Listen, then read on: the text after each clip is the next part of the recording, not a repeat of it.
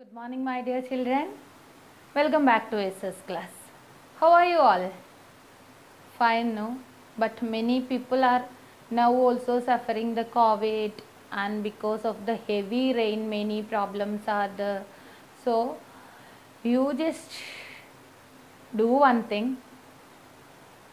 You just keep them as a part of your prayer always. Okay. We can start our class today.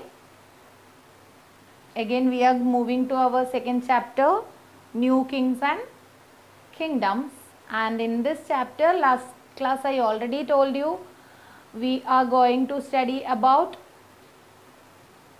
a southern king dynasty, it is Cholas. What? Cholas.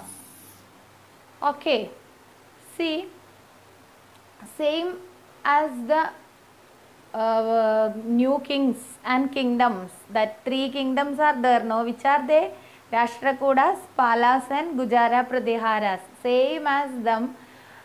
In medieval period, there is three kingdoms in southern India also, that are Pallavas, Pandyas and Cholas. Which are they?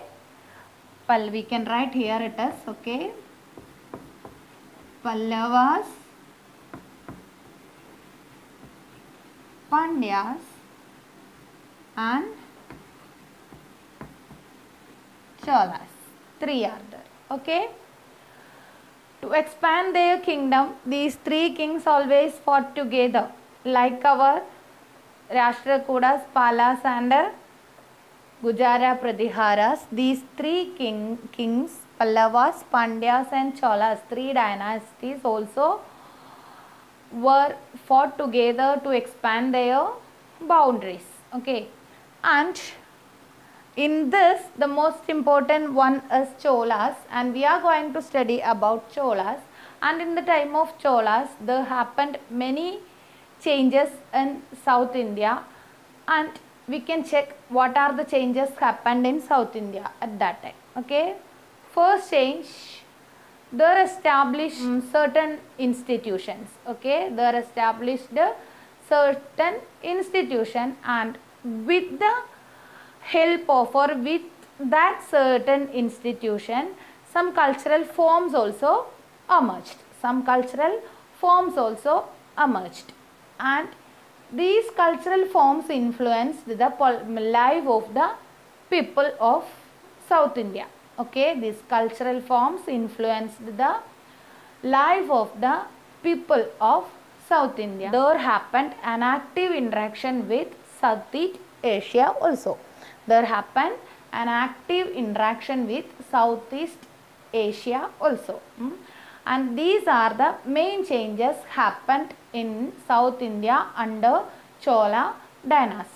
We can check one more time. What are the changes happened in South India under Chola dynasty? The first one, establishment of certain institution, and with that institution, some cultural forms also emerged, and that cultural forms influenced the life of the people. And the last one, the last change and main change, there happened an active interaction with the Southeast Asia, okay.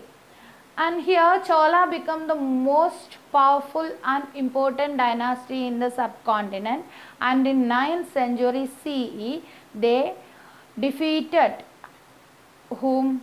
Pallavas, and uprooted them. They defeated and uprooted the Pallavas, okay. And up to this much everyone understood, I think. First we told three dynasties was there in the southern India in medieval period. They are Pallavas, Pandyas and Cholas, and these three is always fighting each other to expand their boundaries. And some changes happened in the time of Cholas that we already studied, that is establishment of some institutions, and with that institution some cultural forms also emerged, and that cultural forms influenced the life lifestyle of the people, and there is an important change happened, that is the active interaction between the Southeast Asia. Got it, all of you? Okay, we can move to the next portion. Next, I am going to tell you about some important kings and their activities of in Chola dynasty. Important kings and their activities of Chola dynasty. Okay, the first we are going to tell about the middle of the 9th century. There is a king, his name is Vijayalaya. What? Vijayalaya. Middle of the 9th century, Vijayalaya of Cholas, he conquered Tanjavur and spread northward expansion. He started to spread the northward expansion by conquering Tanjavur. Okay, then next one, Parantaka. Next one important king is Parantaka. I already told you, read the textbook carefully, then only you will get these all names familiar. Okay, so Parantaka in 907. In 907, Parantaka, he consolidated all the Chola dynasty. He consolidated all the Chola dynasty, and this Chola reign was become more stronger in the time of two kings, that is Raja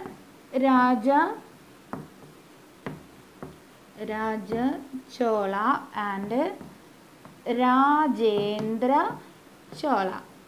Raja Chola and Rajendra Chola. Okay, these two kings make the Chola dynasty more powerful and more stronger, and they consolidated the Chola rule also. Then we can check what all things happened in the time of Raja and Rajendra. Okay, this period of Raja and Rajendra witnessed many campaigns, and the first one is the first attack of these two rulers. These two rulers means Raja was the father and Rajendra was the son of Raja.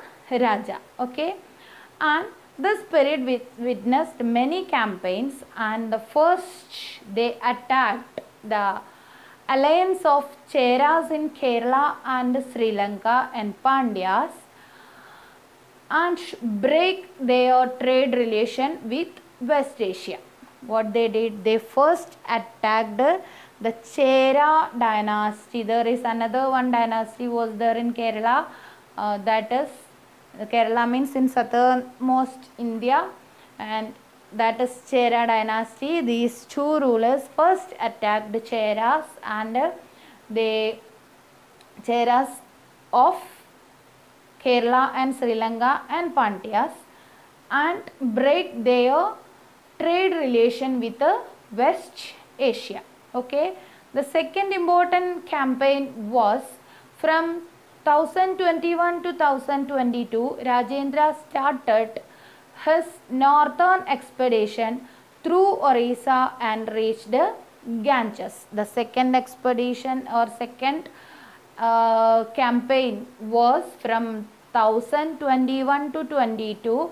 Rajendra, the son of Raja, yes, Rajendra started his northern expedition through Orissa and reached to Ganges. He started to conquer northern India also, and he started the expedition through Orissa and reached to Ganga region. Okay, then third expedition, it is Rajendra led an overseas expedition against the king of Southeast Asia, Sri Vijaya.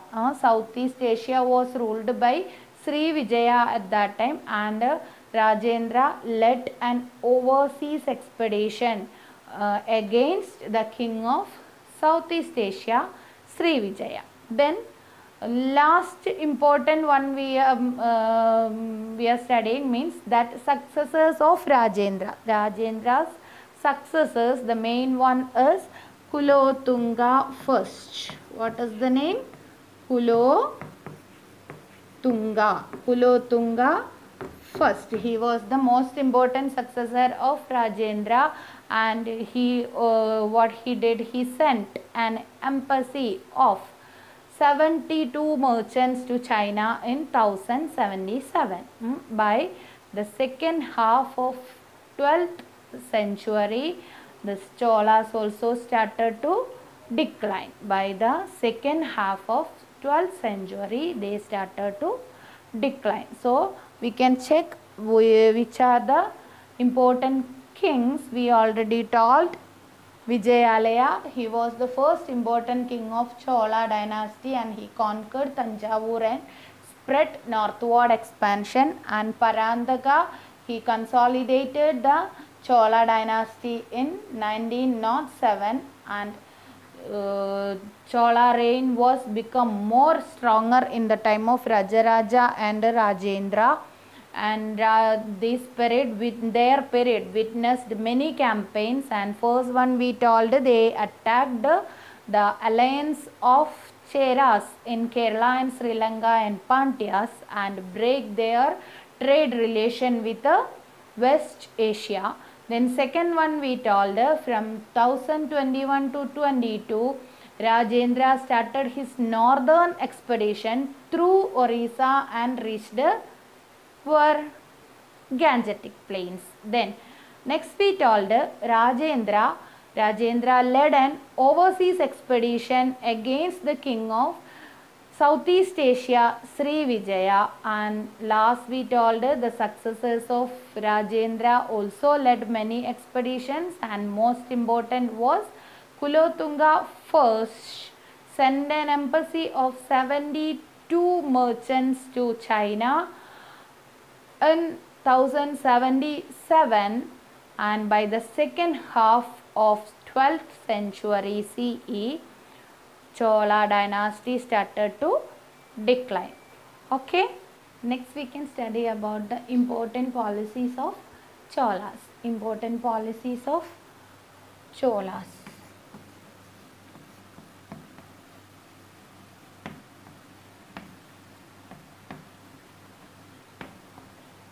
Important policies of Cholas. First one is land grants. We are going to study about the land grants of Cholas and agriculture system of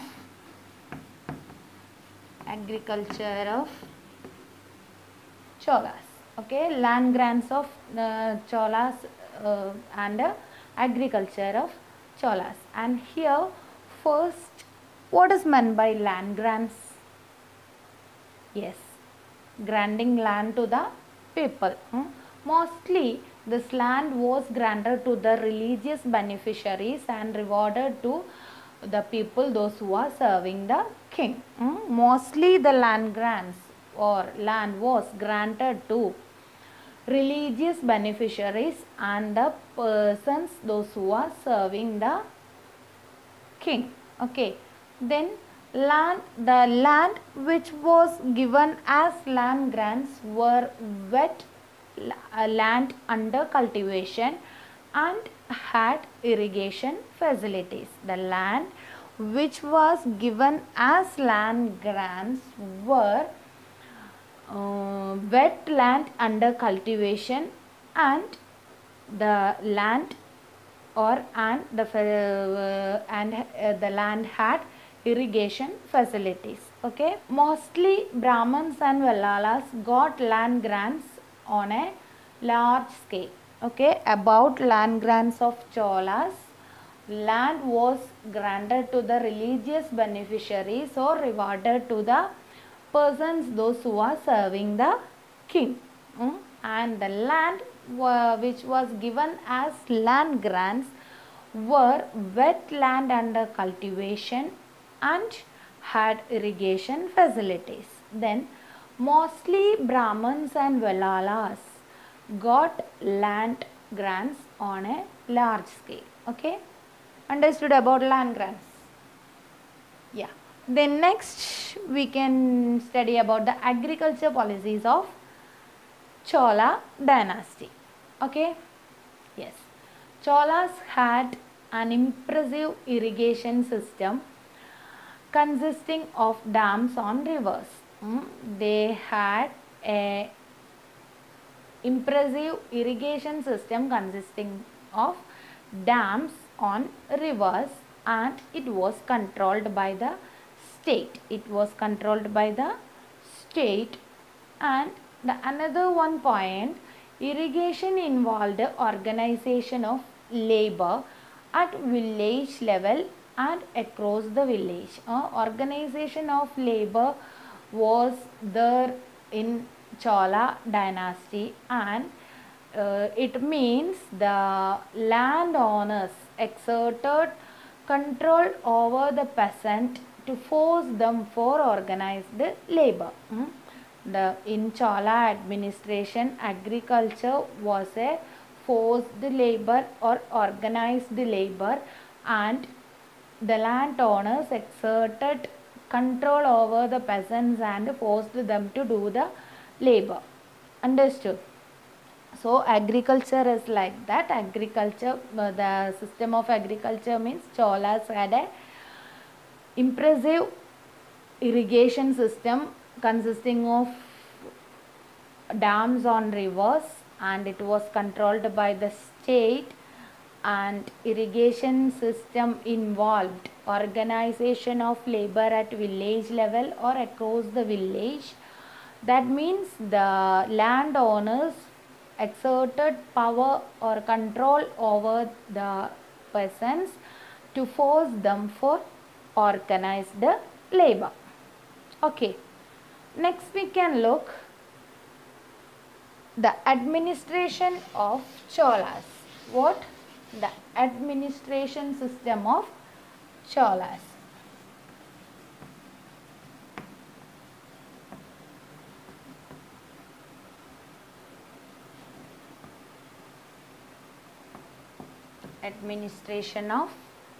Administration system of Cholas.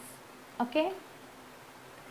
State were organized into territorial administrative units, and there is a standardized taxation system also.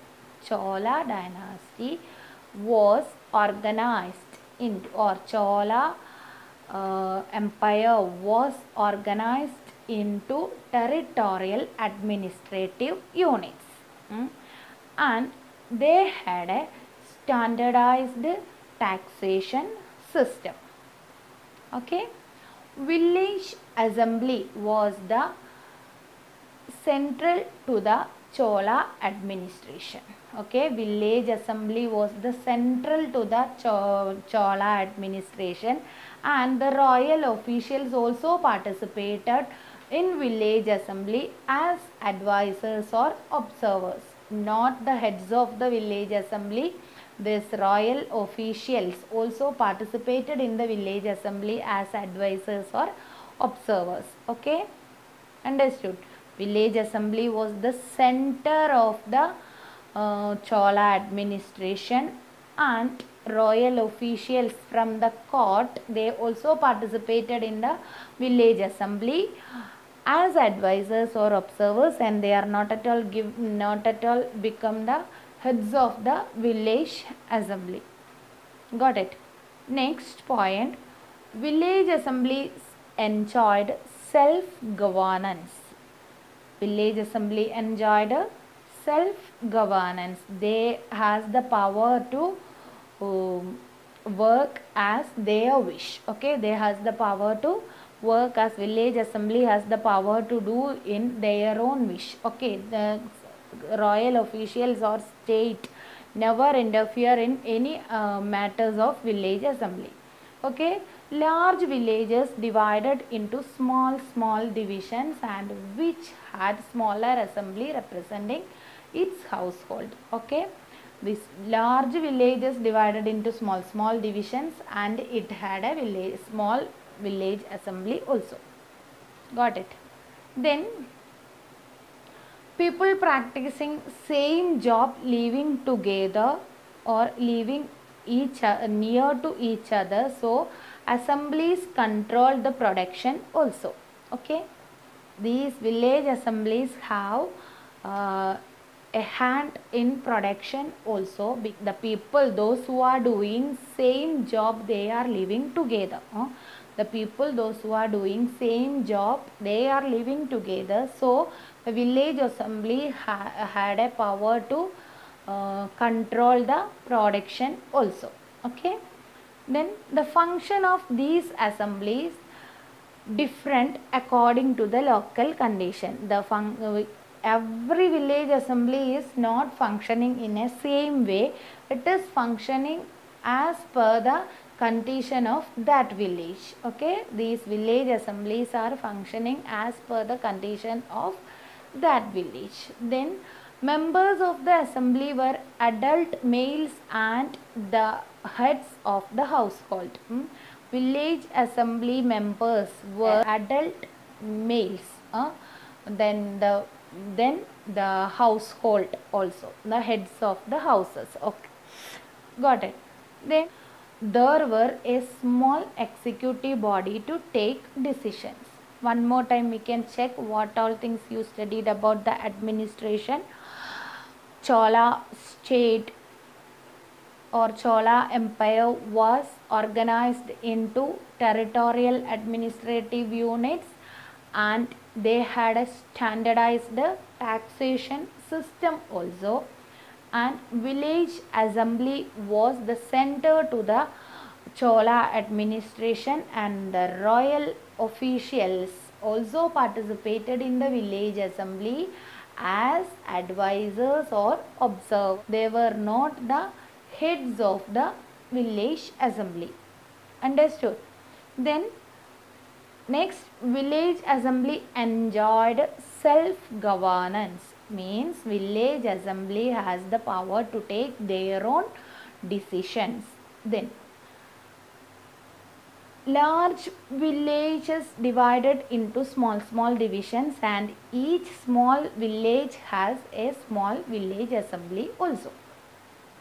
Okay, then people practicing the same job, they are living together, and that's why this village assembly controlled the production also. These people, those who are doing the same job, they are living together, so the village assembly has the power to control the production also. Okay, then next we told the function of the village assembly is different according to the local conditions. Every village assemblies in the Chola Empire is not doing their functions in a same way. It is different in their local conditions. Okay, then next, members of this village assembly were adult males and household heads. Each house having one head, that head of the house and adult male people only got the membership of this village assembly. And there were a small executive body to take decisions in village assembly. Okay, then next we can check how the system of administration in the state. We told the state was organized into territorial administrative unit, that is villages. Villages grouped together and called Nadu. Villages grouped together and called Nadu. Villages grouped together and called Nadu, and these nadus or nagarams, that were the centers of exchanges. The villages grouped together and called nadus, and nagarams were the centers of exchange and came within Nadu. These nagarams means it came in within Nadu. Nagarams. Okay, Nagarams came within Nadu and it is the centers of exchange. Okay, a group of Nadu together called Valanadu. A group of Nadu together called Valanadu. Group of Nadu together called Valanadus, and a number of Valanadus made together and called Mandalams. Number of Valanadus grouped together and called Mandalams. Okay. Then about the administrative system, we already told the state was organized into territorial administrative units, means villages, and villages grouped together and called Nadu. Nadus grouped together and called Valanadus, and many Valanadus together called Mandalams, and in this Nadus there is Nagarams, and these Nagarams are the centers of exchange. Okay, got it. Then next we can check who are the people or who will get the membership of village assemblies or Sabha. Criteria to be eligible for the members of Sabha. Okay, the first one, members of Sabha. What is the criteria that we can check?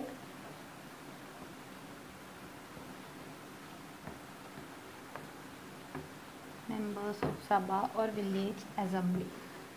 Okay, first one, owners of land from which land revenue is collected. The members of Sabha should be the owners of land from which land revenue is collected. Okay, the second one, they should have their own homes. They should have their own homes. So means members of Sabha should have land, home, their own home. The members of Sabha should have their own land from which land revenue was collected, and the members of Sabha should have their own homes. And next one, their age should be between 35 to 70. Their age should be between 35 to 70, and they should have knowledge of Vedas. They should have knowledge of Vedas. See, at that time, those who have the knowledge of Vedas, or those who have education, they only having the knowledge of Veda.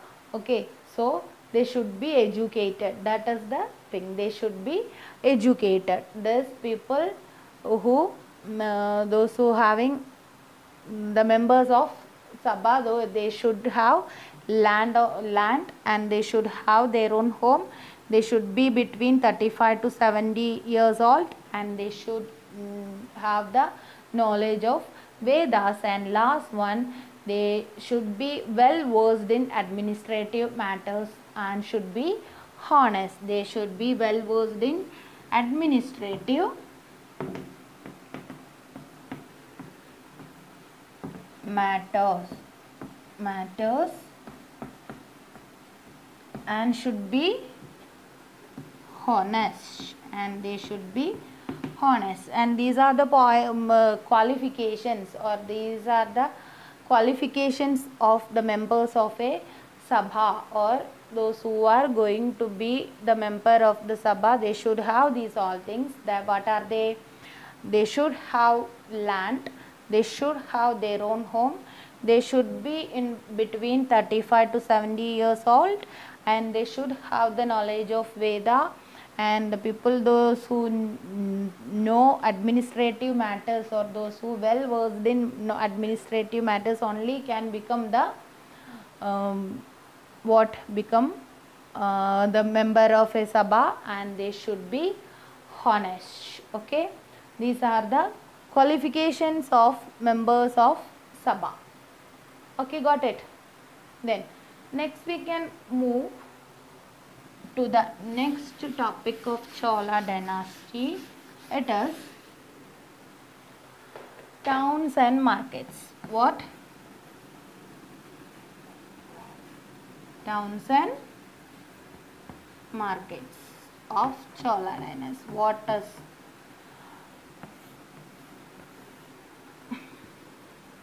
Okay, towns and markets of Chola dynasty. Towns it is called Pattanams. Towns are called Pattanams. Towns are called Pattanams. And what is the speciality of Pattanams that we can check? It is centers of exchange. It is centers of exchange. It is centers of exchange, and Pattanams are the administrative center of Chola dynasty.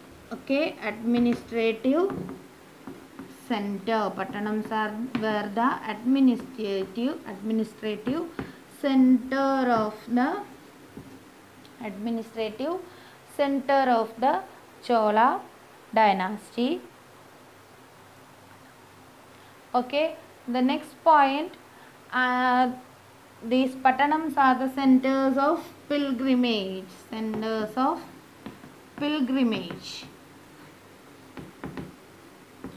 Pattanams are the centers of pilgrimage, and Pattanams are the centers of goods exchange.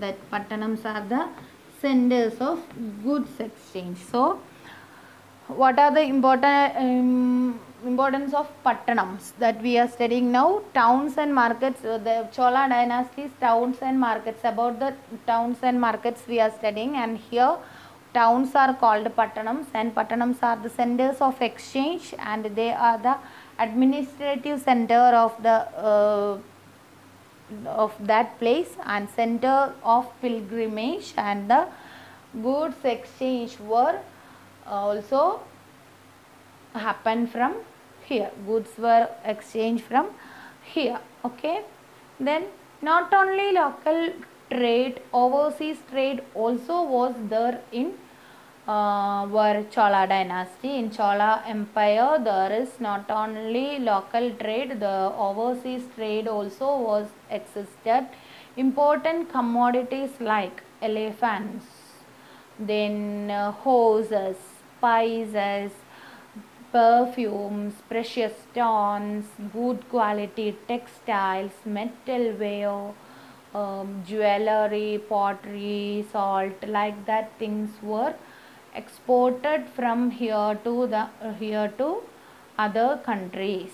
Okay, that now we told these in markets not only local trade is happening, there is overseas trades also was existed. Important things or commodities that is using for trade were elephants, spices, horses, perfumes, precious stones, metalware, good quality textiles, jewelry, and pottery and salt. Okay, these all things also used for trade. Then next in this portion, the last topic of Chola dynasty, it is temple emergence of temples as an institution. Temples as an institution. Temples as an institution. Emergence of temples as an institution. Okay, we can move to that topic. During Chola period, temple architecture become independent structures. Before that, it was rock cut temple. Okay, there is an independent structure used for temple architecture. Before that it was rock cut temples. Okay, at first temples are small, very small. Gradually it become big one and acquired the status of surrogate gods. Surrogate means, you can see that in your textbook, surrogate means one thing that replaces or used instead of another one thing. Surrogate means that is one thing that is replaced or used for another thing. Okay, and here temple become, first the temples are very small, then after that gradually it become a big one and acquired the status of court. Then during Chola period the temple emerged as an important point of trade and administration. The temple also got the what also got a chance to become the important point of trade and administration. The temples maintained by the grants made by village assemblies, merchants guilds and royal grants.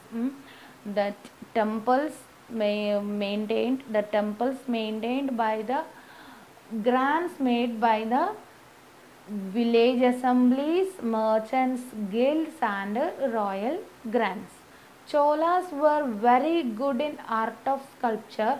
Beautiful images of gods and goddesses also made in stone and bronze and keep that in the temples, and temple walls also beautified with the images of gods and goddesses in stone and bronze. And the most important image made in the Chola period was the dancing image of Shiva in bronze. It became the most important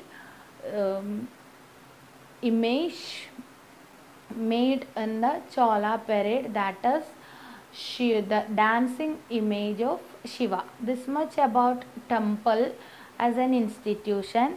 First we told during Chola period temple architecture become independent structures.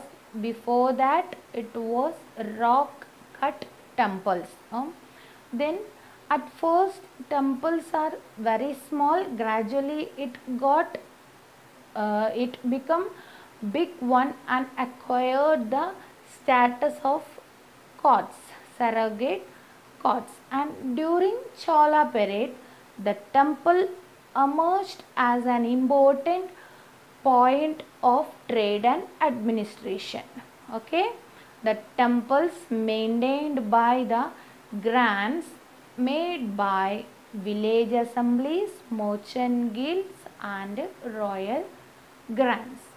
Okay, then Cholas were very good in art of sculpture that we can see in the temples, because beautiful images of gods and goddesses were made in stone and bronze, and they keep these beauty or they beautify these temples with the help of these beautiful images made by them. Okay, and the most important and beautiful image made at the Chola period was the dancing image of Shiva in bronze. Okay, understood all of you up to this much? What all things we studied today? Yes, about Cholas, which are the three different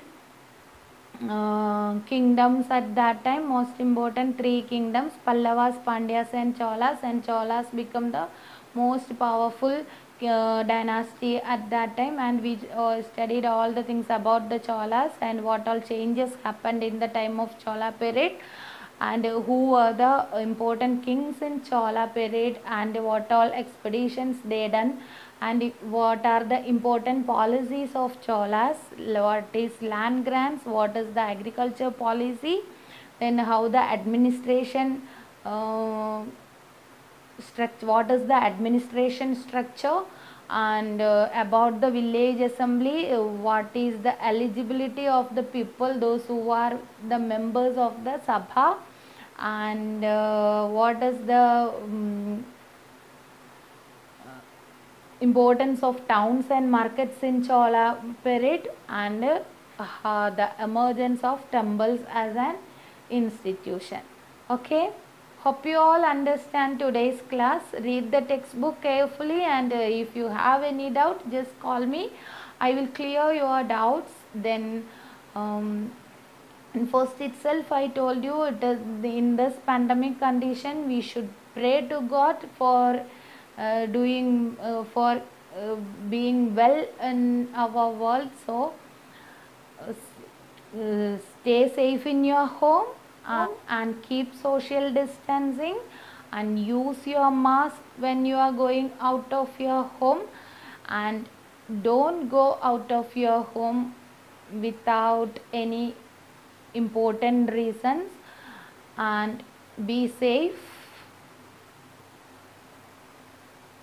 I'm going to wind up today's class. See you next class. Bye.